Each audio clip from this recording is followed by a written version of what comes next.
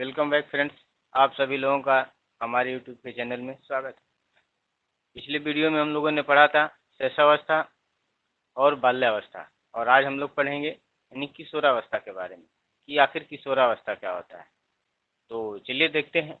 यानी कि किशोरावस्था में विकास, डेवलपमेंट इन एडोलिसेंस, यानी कि किशोरावस्था में विकास कैसे होता है, इसके बारे में हम लोग आज पढ़ेंगे। तो किशोरावस्था मानव जीवन के विकास की सबसे महत्वपूर्ण अवस्था है। यानी जो किशोरावस्था है, यह किशोरावस्था मानव जीवन के विकास की सबसे महत्वपूर्ण अवस्था है। और किलपैट्रिक ने तो इस अवस्था को जीवन का सबसे कठिन काल माना है। यानी किलपैट्रिक मानते हैं कि जो किशोरावस्था है, यह किशोरावस्था जीवन का सबसे कठिन काल है। इस समय बाल्यावस्था और प्रौढ़ावस्था का संधि काल होता है। यानी जो किशोरावस्था होता है, यह किशोरावस्था बाल्यावस्था और प्रौढ़ावस्था का संधि काल होता है, जिसमें वह न तो बालक ही रह जाता है और न ही प्रौढ़ बन जाता है। अगर शैक्षिक दृष्टि से अगर किशोरावस्था के महत्व पर अगर प्रकाश डालते हुए इंग्लैंड के एक मनोवैज्ञानिक हैं हाइडो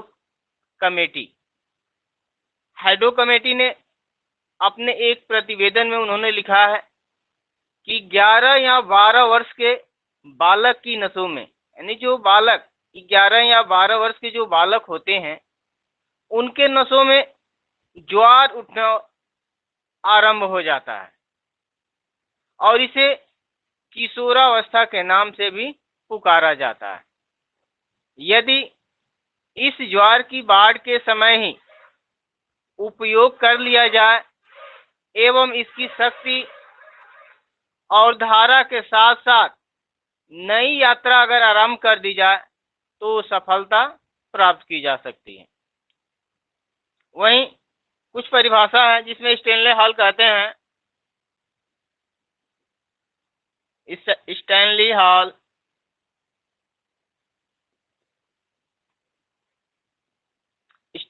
कहते हैं किशोरावस्था प्रबल दबाव,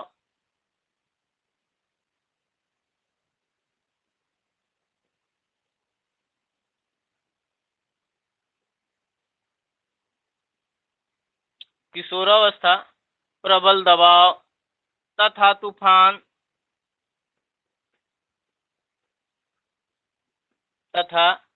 तूफान एवं संघर्ष काल है। तूफान एवं संघर्ष काल है।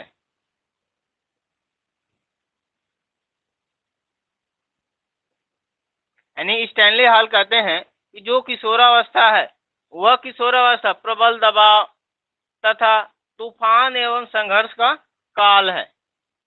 और किशोरावस्था को ही इंग्लिश में एडोलेसेंस कहते हैं, जो कि लैटिन भाषा के एडोलिसियर से बना है, जिसका अर्थ होता है परिपक्वता की ओर बढ़ना, यानी कि टू ग्रो टू मैच्योरिटी, यानी कि परिपक्वता की ओर बढ़ना। अतः किशोरावस्था वह अवस्था है जिसमें बालक परिपक्वता की ओर अग्रसर होता है तथा जिसकी समाप्ति पर वह परिपक्व व्यक्ति बन जाता है। यानी कि जैसे ही किशोरावस्था समाप्त होता है तो व्यक्ति का हो जाता है, परिपक्व बन जाता है। प्रायः जो किशोरावस्था है, इसकी जो अवधि होती है 12 से 18 के बीच की होती है। यानी 12 से जो 18 के बीच व्यक्ति होते हैं, उन्हीं को हम किशोरावस्था की श्रेणी में रखते हैं।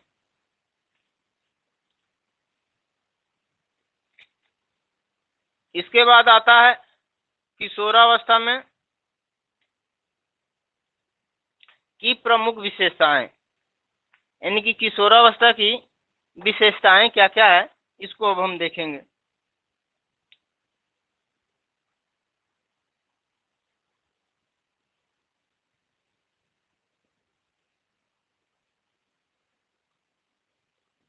किशोरावस्था की विशेषताएं।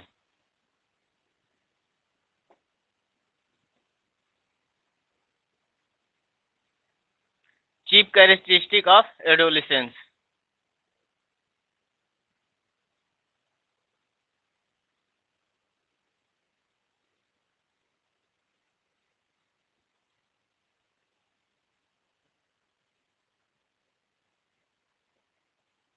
Chief characteristic of adolescence.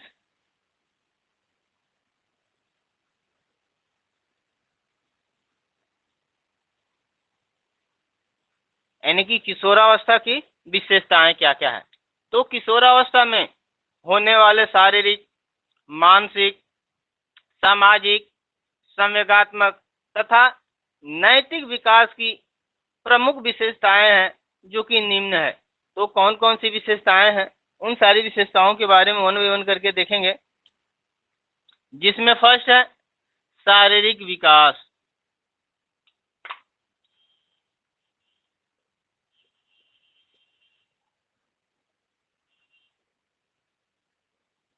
यानी कि फिजिकल डेवलपमेंट। शारीरिक विकास कैसे होता है, यानी कि जब बालक किशोरावस्था में होता है, जाता है, तो उसका शारीरिक विकास कैसे होता है। तो किशोरावस्था में आंतरिक तथा बाह्य परिवर्तन भी, शारीरिक परिवर्तन अत्यंत महत्वपूर्ण होते हैं। और इस अवस्था में लड़कों की आवाज भारी होने लगती है, जबकि लड़कियों की आवाज मधुर होने लगती है। उनके चलने फिरने का अंदाज भी बदलने लगता है। लड़कियां अपने शरीर के प्रति चैतन्य होने लगती है और उनकी हड्डियों में भी लचीलापन कम होने लगता है। यानी कि हड्डियां भी क्या होती है, मजबूत होने लगती है और वह परिपक्वता की ओर अग्रसर होने लगते हैं। मांसपेशियां दृढ़ हो जाती हैं और लड़कों में पुरुषोचित और लड़कियों में महिला संबंधी विकास और परिवर्तन भी आता रहता है। इसके साथ साथ उनके आंतरिक अंगों में भी वृद्धि भी बहुत तेजी से होती है। मस्तिष्क, हृदय, श्वसन तथा पाचन अंगों एवं स्नायु तंत्र शारीरिक वृद्धि के परिप्रेक्ष्य में भी परिपक्व हो जाते हैं और इस अवस्था में शारीरिक विकास उत्परिवर्तन तथा निरंतरता के सिद्धांत पर होता है। जो बालक किशोरावस्था में होता है, तो इस किशोरावस्था में जो बालक के शारीरिक विकास होता है वह उत्परिवर्तनीय तथा निरंतरता के सिद्धांत पर होती है। उसके बाद इसमें दूसरा पॉइंट आता है मानसिक विकास।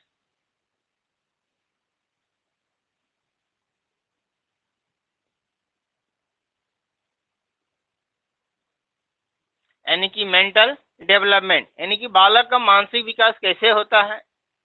तो किशोर के मस्तिष्क का चतुर्दिक विकास होता है।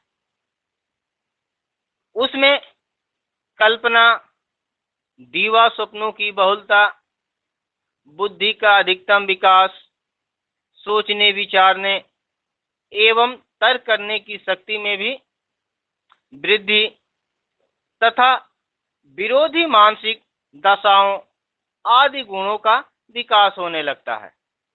यानी कि जब बालक किशोरावस्था में होता है, तो इस किशोरावस्था में बालक की जो बुद्धि होती है उस बुद्धि का अधिकतम विकास हो जाता है और इस समय वह सोचने विचारने, तर्क करने तथा विरोधी मानसिक दशाओं आदि गुणों का उसके अंदर विकास होने लगता है।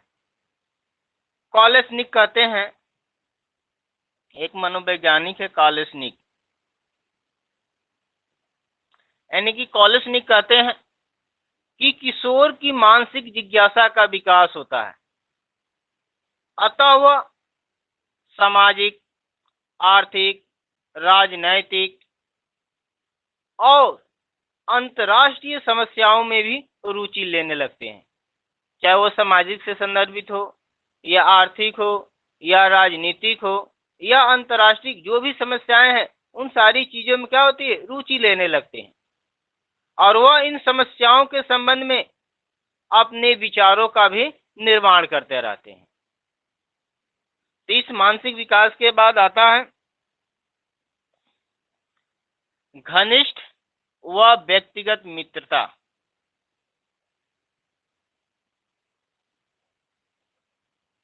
घनिष्ठ व व्यक्तिगत मित्रता।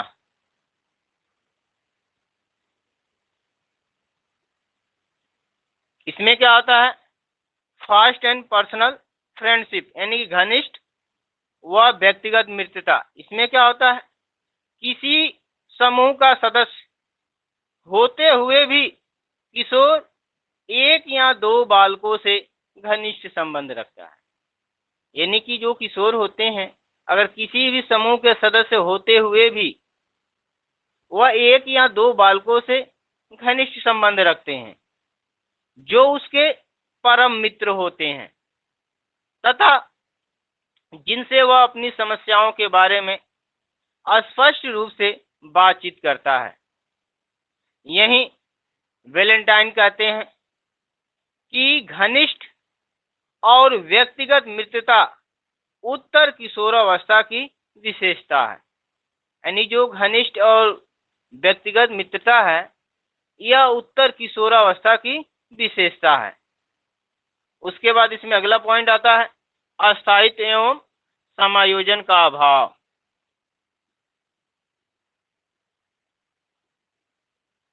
अस्थायित्व एवं समायोजन का अभाव।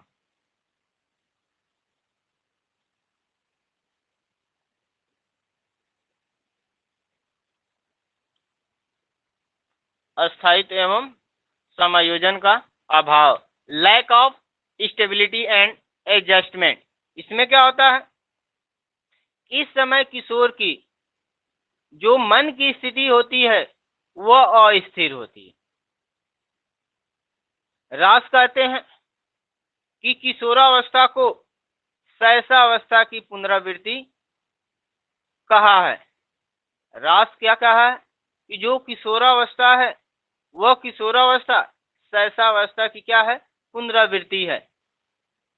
और इस समय उसमें इतनी तेजी से परिवर्तन होते हैं कि वह कभी कुछ विचार करता है तो कभी कुछ, यानी उसके जो भी विचार होते हैं वह हमेशा क्या होते हैं, चेंज होते रहते हैं, बदलते रहते हैं। उसकी मनोदशा क्या होती है, अस्थिर होती है।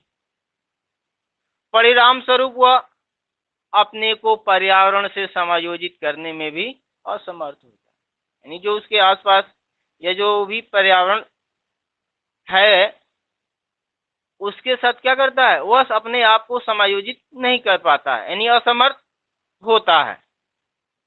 उसके बाद इसमें अगला पॉइंट है व्यवहार में भिन्नता।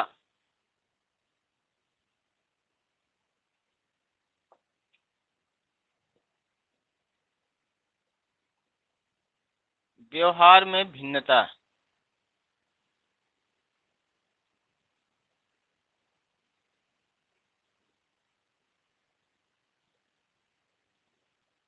व्यवहार में विभिन्नता,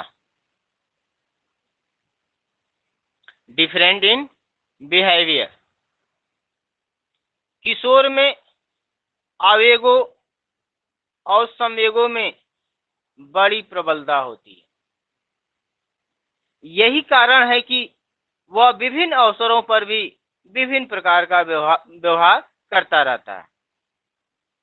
जैसे किसी समय वह अत्यधिक क्रियाशील होता है और किसी समय अत्यधिक आलसी, तो किसी परिस्थिति में साधारण रूप से उत्साहपूर्ण और किसी स्थिति में असाधारण रूप से उत्साहहीन होता है। यानी कि हमेशा क्या होता है, उसके व्यवहार में भिन्नता देखने को मिलता है। वही वीएन झा कहते हैं कि हमारे सबके संवेगात्मक व्यवहार में कुछ विरोध होता है। जो हम सभी लोगों के जो भी संवेगात्मक व्यवहार होते हैं उसमें क्या होता है, कुछ विरोध होता है। लेकिन किशोरावस्था में यह व्यवहार विशेष रूप से अस्पष्ट दिखाई देने लगता है या अस्पष्ट होता रहता है। इसके बाद इसमें अगला पॉइंट आता है बुद्धि का अधिकतम विकास।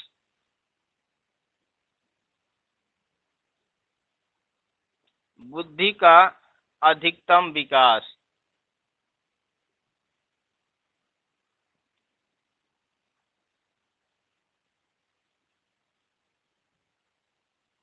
यानी कि मैक्सिमम डेवलपमेंट ऑफ इंटेलिजेंस, यानी कि जब बालक किशोरावस्था में होता है तो इस किशोरावस्था में जो उसकी बुद्धि होती है उस बुद्धि का अधिकतम विकास हो जाता है। तो किशोरावस्था में बुद्धि का विकास लगभग पूर्ण हो जाता है। मनोवैज्ञानिकों के अनुसार 16 वर्ष की आयु तक सामान्यतः बुद्धि में वृद्धि होती है, यानी कि बालक जब 16 वर्ष की उम्र का होता है तो उसके अंदर सामान्यतः बुद्धि में क्या होती है, वृद्धि होती है। पूर्ण बौद्धिक विकास के कारण उसमें क्षमताएं आ जाती हैं और प्रयत्नों के आधार पर वह अमूर्त चिंतन भी करने लगता है, यानी कि प्रत्ययों के आधार पर अमूर्त चिंतन की क्षमता, तर्क करने तथा निर्णय लेने की क्षमता, ध्यान केंद्रित करने की क्षमता, स्मृति विस्तार करने की क्षमता तथा सृजनात्मक कल्पना की क्षमता भी विकसित होने लगती है। यानी कि बालक की जो भी बुद्धि का विकास होता है वह किशोरावस्था में क्या होता है, कंप्लीट हो जाता है। अब इसके बाद इसमें अगला पॉइंट आता है रुचियों में परिवर्तन तथा अस्थायित्व।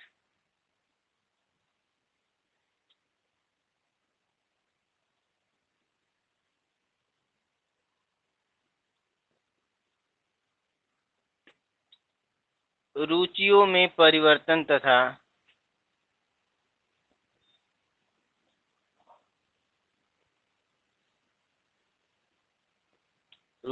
परिवर्तन तथा अस्थायित्व।